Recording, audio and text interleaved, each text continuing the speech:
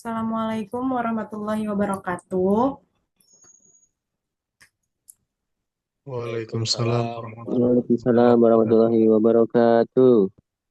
Perkenalkan kami dari kelompok 11 yang beranggotakan saya sendiri, Gina Nadia Rahmi, ada Nurhalisa dan Rizka Amalia Nurhalisa. Adapun latar belakang masalah, pada tahun 1980, Christopher Sims memperkenalkan model VAR sebagai alternatif dalam analisis ekonomi makro. Model VAR merupakan model non-struktural karena bersifat teori. Model VAR memiliki struktur model yang lebih sederhana dengan jumlah variabel yang minimalis, di mana semua variabelnya adalah variabel endogen dengan variabel independennya adalah log. Pada tahun 1987, Engel bersama Granger mengembangkan konsep kointegrasi dan koreksi error atau error correction. Kemudian pada tahun 1990, Johansson dan Jusilius mengembangkan konsep VECM, Vector Error Correction Model. VECM menawarkan suatu prosedur kerja yang mudah untuk memisahkan komponen jangka panjang atau long run dan komponen jangka pendek atau short run dari proses pembentukan data. Adapun rumusan masalahnya, yang pertama, apa pengertian dari VAR dan VECM? Yang kedua, bagaimana langkah-langkah pengujian VAR dan VECM? Selanjutnya pengertiannya, yang pertama model VAR, Vector Autoregression atau VAR merupakan salah satu metode time series yang sering digunakan dalam penelitian, terutama dalam bidang ekonomi, menurut Agus Tribasuki. Vektor autoregresif adalah sebuah metode analisis deret waktu yang dapat memodelkan dan meramalkan lebih dari satu variabel atau multivariat secara simultan. Yang kedua, model VECM merupakan metode turunan dari VAR, asumsi yang perlu dipenuhi sama seperti VAR, kecuali masalah stasionaritas berbeda dengan VAR. VECM harus stasioner pada diferensiasi pertama dan semua variabel harus memiliki stasioner yang sama, yaitu terdiferensiasi pada turunan pertama. Selanjutnya akan dilanjutkan oleh Nur Khalisa. Baik, izin melanjutkan. Selanjutnya ada langkah-langkah pengujian VAR dan VECM. Yang pertama ada uji unit root atau unit akar, atau bisa juga disebut dengan uji stasioner. Pasteoneran pada data menjadi syarat utama peramalan menggunakan konsep ARIMA. Maka VAR dan VECM juga harus memenuhi asumsi stasionaritas. Kestasionaritas yang harus dipenuhi adalah stasioner dalam rataan dan ragam. Stasioner dalam rataan artinya fluktuasi data berada di sekitar suatu nilai rata-rata yang konstan, sedangkan stasioner dalam ragam yaitu apabila struktur dari data waktu ke waktu mempunyai fluktuasi data yang tetap atau konstan. Pemeriksaan stasionaritas dari data dapat dilihat dari plot antara nilai observasi dan waktu. Yang kedua ada uji panjang lap atau optimal. Estimasi VAR atau VAR sangat peka terhadap panjang lap yang digunakan.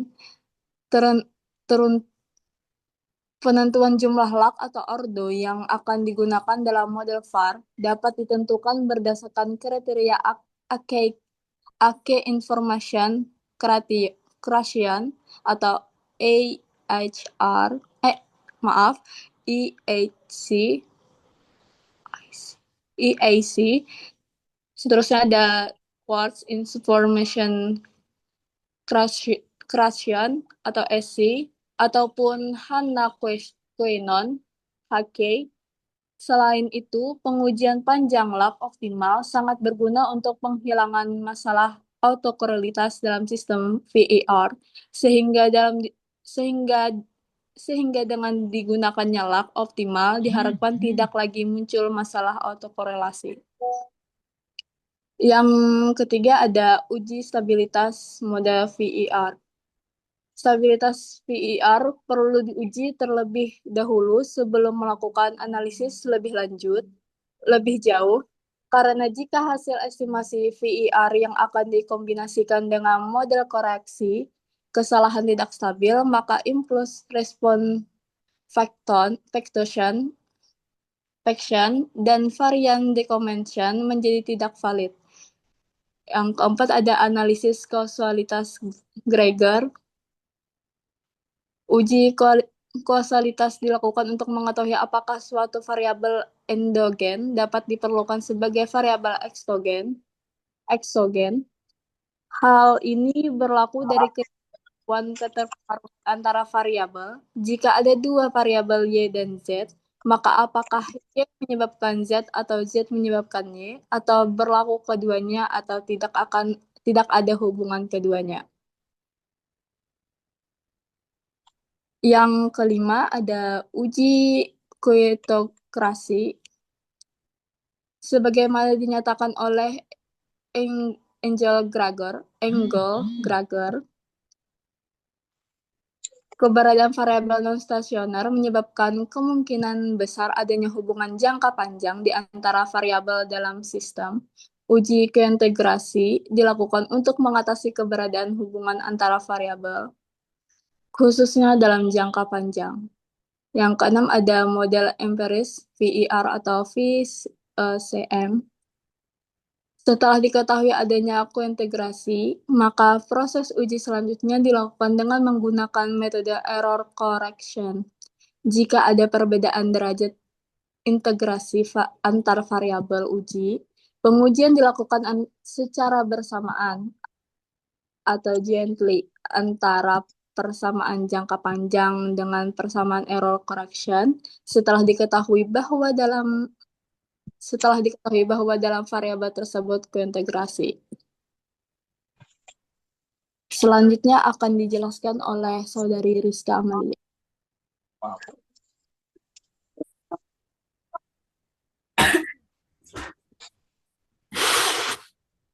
Baik, izin melanjutkan.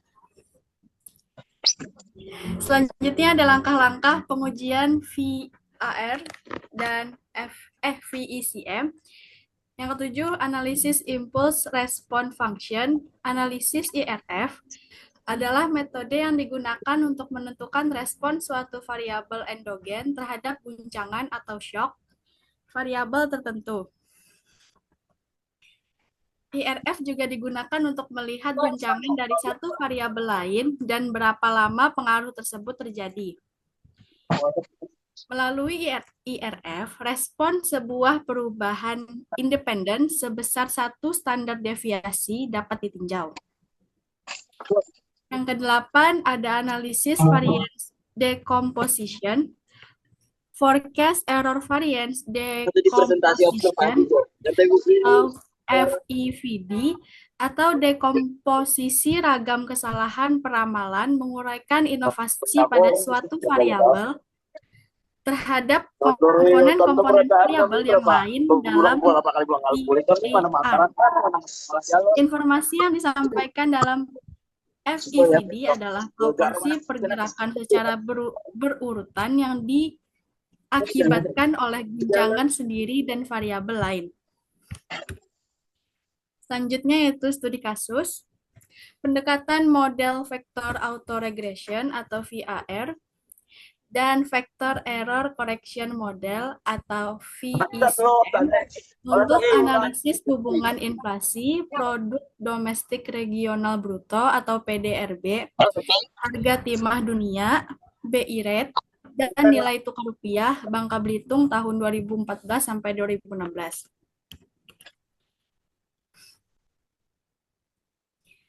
Untuk kesimpulannya, yang pertama ada Vector Autoregression atau VAR, merupakan salah satu metode time series yang sering digunakan dalam penelitian, terutama dalam bidang ekonomi.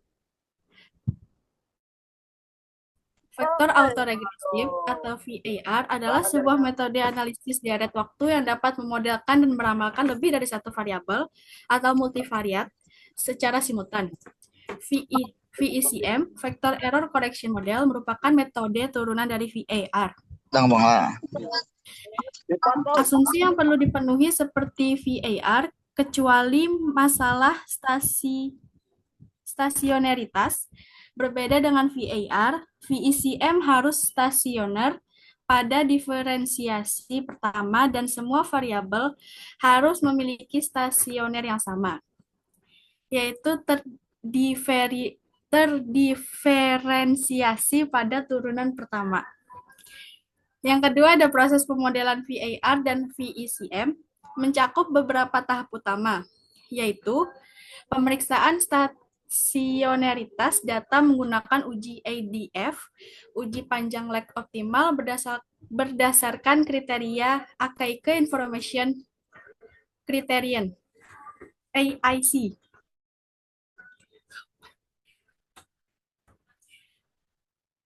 Sisi ataupun Hanan-Quinon atau HQ. Uji stabilitas model VAR, analisis kausalitas dengan menggunakan uji kausalitas Granger, uji kontegrasi dengan metode Johansson Contegration, model empiris, VAR atau VECM, analisis impulse response function, dan analisis variance decomposition dengan forest error variance decomposition.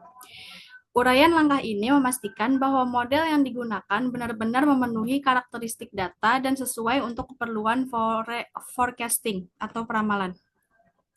Yang terakhir yaitu berdasarkan tahapan estimasi dan pemeriksaan model, diperoleh model VECM sebagai model terbaik untuk memodelkan hubungan kausalitas antar variabel, antara variabel suku bunga BI rate, nilai kurs rupiah terhadap US dollar, dan harga timah dunia terhadap inflasi Provinsi Bangka Belitung. Sedangkan model VAR sebagai model terbaik untuk memodelkan hubungan kausalitas antara variabel suku bunga BI rate, nilai kurs rupiah terhadap US dollar, dan harga timah dunia terhadap tingkat PDRB Provinsi Bangka Belitung.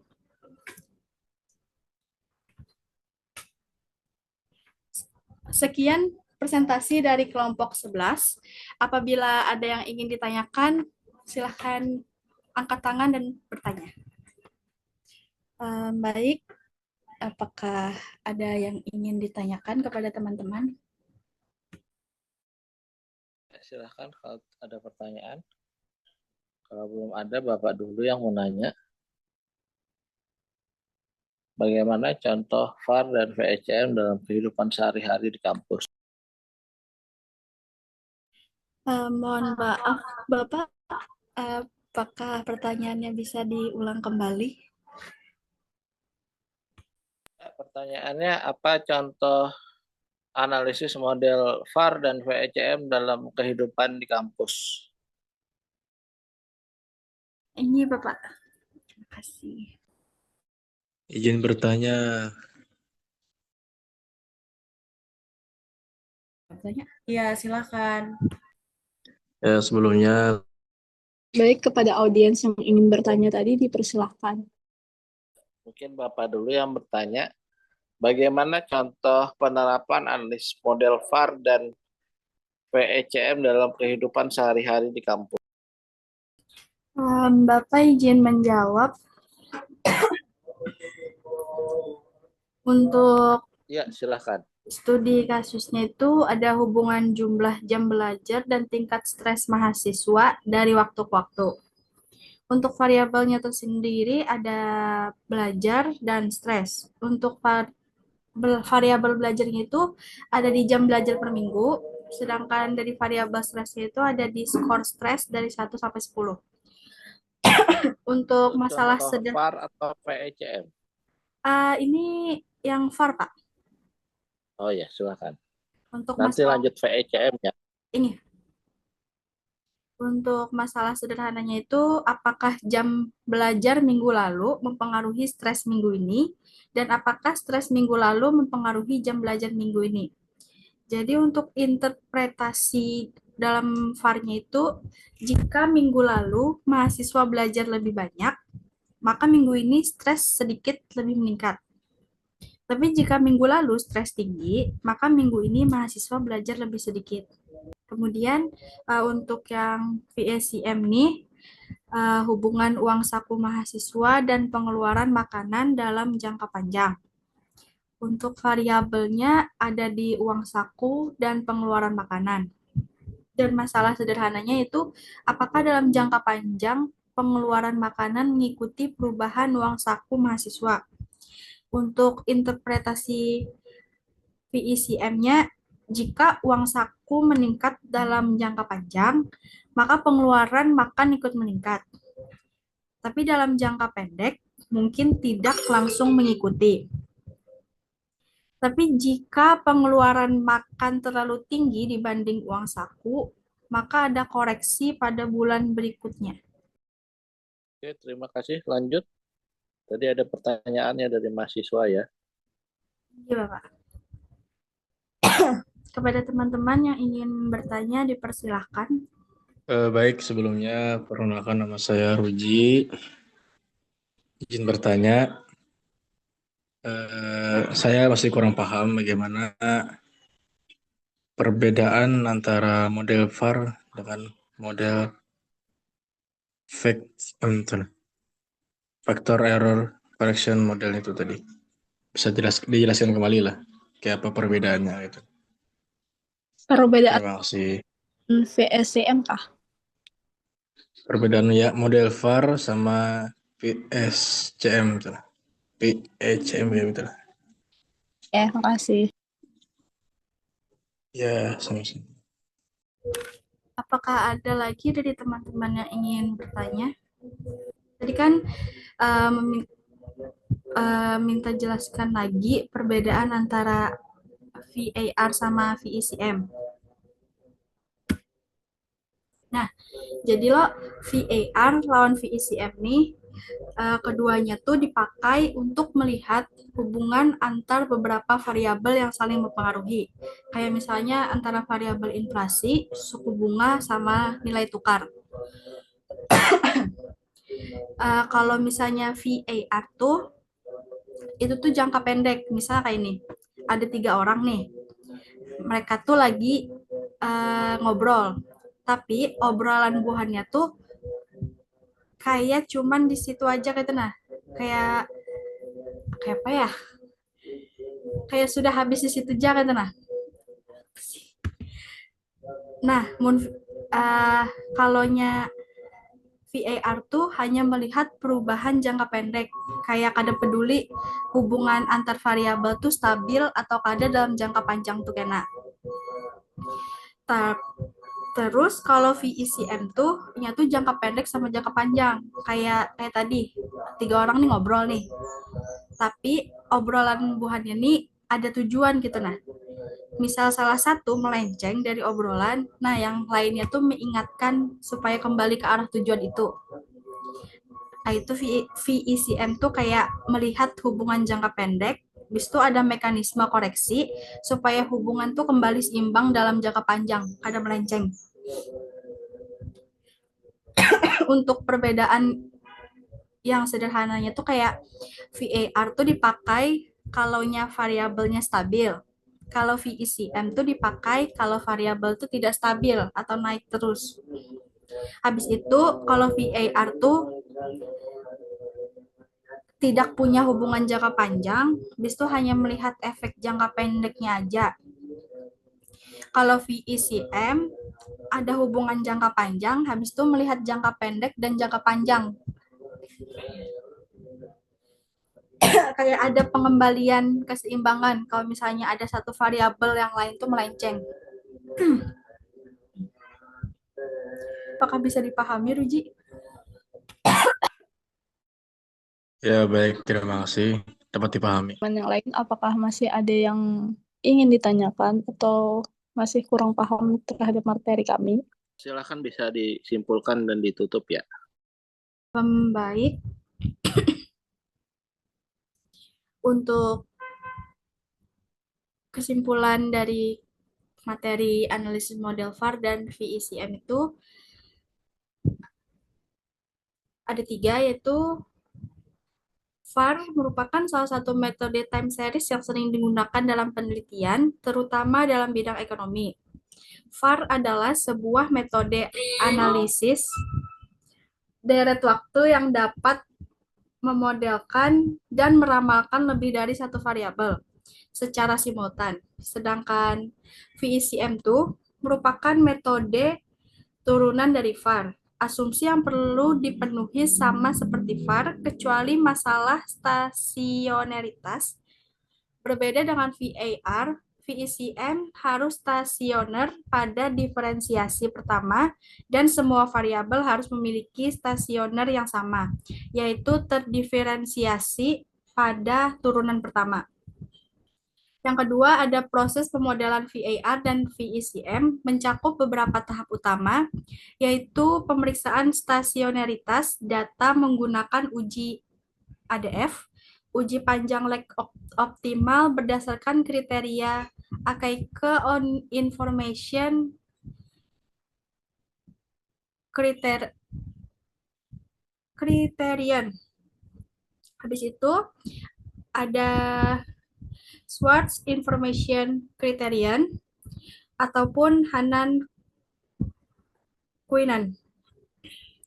Uji stabilitas model VAR, analisis kausalitas dengan menggunakan uji kausalitas Granger, uji kointegrasi dengan metode Johansson Cointegration, model empiris VAR atau VECM, analisis impulse response function, dan analisis variance decomposition dengan forecast error variance decomposition. Uraian langkah ini memastikan bahwa model yang digunakan benar-benar memenuhi karakteristik data dan sesuai untuk keperluan forecasting atau peramalan. Yang terakhir yaitu berdasarkan tahapan estimasi dan pemeriksaan model, diperoleh model VECM sebagai model terbaik untuk memodelkan hubungan kausalitas antara variabel suku bunga BI rate, nilai kurs rupiah terhadap US dollar, dan harga timah dunia terhadap inflasi Provinsi Bangka Belitung. Sedangkan model VAR sebagai model terbaik untuk memodelkan hubungan kausalitas antara variabel suku bunga BI rate, nilai kurs rupiah terhadap US dollar, dan harga timah dunia terhadap tingkat PDRB Provinsi Bangka Belitung. Sekian presentasi dari kelompok 11. Apabila ada kesalahan kata yang disengaja maupun tidak disengaja, kami mohon maaf. Kami akhiri, wabillahi taufiq wal hidayah. Wassalamualaikum warahmatullahi wabarakatuh. Waalaikumsalam warahmatullahi wabarakatuh. Ya, terima kasih kepada kelompok 11. Kita beri aplaus ya.